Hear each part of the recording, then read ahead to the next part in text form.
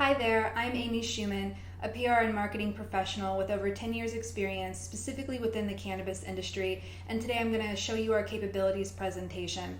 I'd like to start this presentation off with a question that I am most frequently asked, and that is, what exactly is it that a PR professional actually does? And the straightforward response is that we help change people's perceptions through what they see, hear, read, or experience. Now, there are several ways that we do this, but for this presentation, I'm just going to focus on our core responsibilities of the PR department and then focus more on how PR, marketing, and branding work together to create the brand experience towards the end of this presentation. Let's jump right into media relations. This is most likely the most recognizable core responsibility of the PR department. And with the expansion of communication outlets, this is also a golden opportunity for many companies to get their message out. However, there's also some unique challenges because of the expansion of communication outlets. There's also a plethora of information now available. And in marketing, we call this the opt-in culture. This is where you and I can opt in or opt out of the messages that we receive now. So what our strategies are to combat that is through multi-platform storytelling. And this is where we take all four major communication outlets. You'll recognize them as traditional, hybrid, social, and owned. More specifically, traditional you recognize as print, directories, broadcast. Hybrid you'll recognize as the .com versions of traditional media, or media that is born digital, like the Huffington Post, BuzzFeed, or Reddit. Also, there's social media, which is Facebook, your Twitter feeds, the YouTube channels, and also owned. And this is incredibly important because every company on their website and apps should be posting their own content.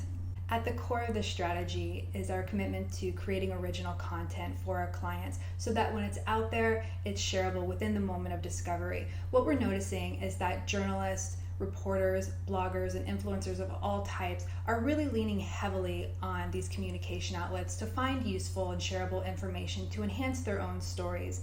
We ensure our clients build stories that can be used across all multimedia, beyond words on a page, but shareable presentations, infographics, short videos, webinars, and podcasts, all designed to be easily found and reverberate beyond their initial publication.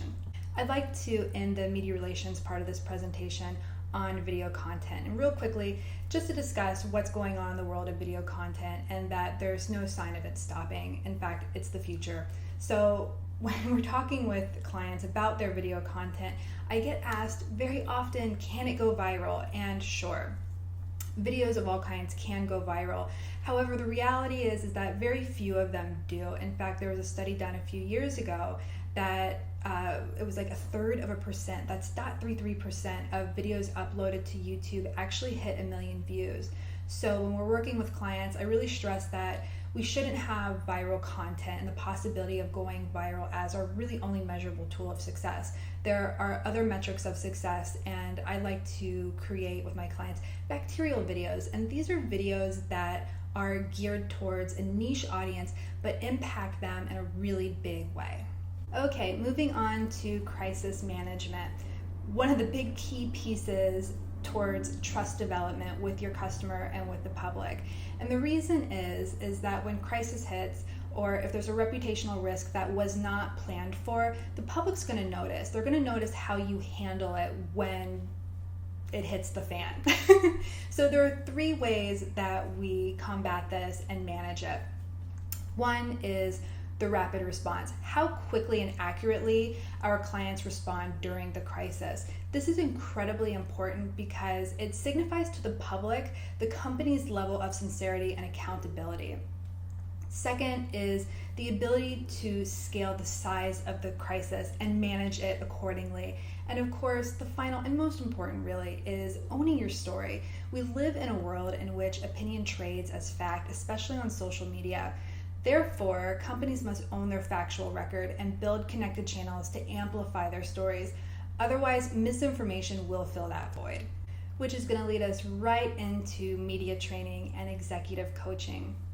Incredibly important, not just in a time of crisis, but also when you're engaging your audience, when you're doing public speaking, or when you're doing events, or when you're talking to your employees, really nailing those key points and getting that key message across to your audience is so important. We focus on 3 big things here. It's media and message training, presentation coaching and executive coaching. If you're interested in these services, please go to the website. We cover it more in detail there at 420swarm.com. The most important audience of any company is probably the employees. And really think about this. It's really your employees that can either be brand ambassadors or can make or break customer relationships. So when we're engaging employees, some of the strategies that we use to make sure that there's a positive image, not only with leadership but also with employees, is through several strategies. The first is identifying those in-house rock stars, the ones that bolster the company's overall strategic story, and how we can incorporate those employees into the company's story.